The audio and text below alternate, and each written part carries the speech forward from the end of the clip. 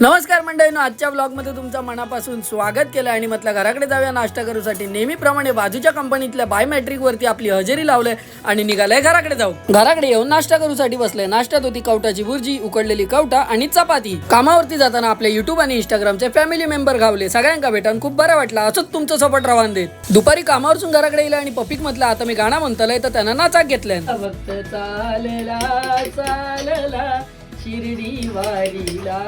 पप्पी बरोबर खेळून झाल्यानंतर बसलाय जेवक आणि आज जेवणात होता बेसनचा पिठला आणि सोबतच चपाती। या तुम्ही सुद्धा जेवक। तिनसांचो खळ्यात गेला आणि हँका बघल्याबरोबर माका आमची जुनी आठवण झाली, कारण खळ्यात खेळायची जी मजा ती ग्राउंडवर अजिबात नाही। किलेस यो हो कच होयो त्याशिवाय अजिबात मजा नाही। मग गाडी घेऊन वाईच फिराक गेलाय। वाईच पोजी मारिया म्हटला तर मोठूचो अजिबात लक्ष नव्हतो। मी म्हणते आता बघतो पण फायनली बघल्या। पार्किंग मध्ये गेलाय, गाडी पार्किंगला लावलंय आणि अकडे बघताच ती मोठी गाडी आपलीच असा। आपल्या फॅमिली मेंबर मध्ये नवीन गाडी ऍड झालेली असा। आपण नवीन गाडी घेतलं। घराकडे येताना म्हटलं आज शोरमा खाऊचा मन होता, म्हणून शोरमा खाऊसाठी आपल्या भावाच्याकडे थांबलो आणि यो भाव असा तो आपलं मराठी भाव असा। मराठी माणसाने नवीन बिझनेस सुरू केला ना। घराकडे येईल आणि मस्तपैकी मिंटचो वास सुटलेलो म्हणून ताट घेतलं आणि बघलंय तर वहिनीनकडे पुदिन्याची पानं सुकावून त्याची पावडर बनवल्या ना। मग म्हटलं आज घरातल्यांवरती व्हायचो प्रँक करूया। नकली पाल घेतलाय आणि घराकडे जाऊन पुढे काय झाला तर तुम्हीच बघा।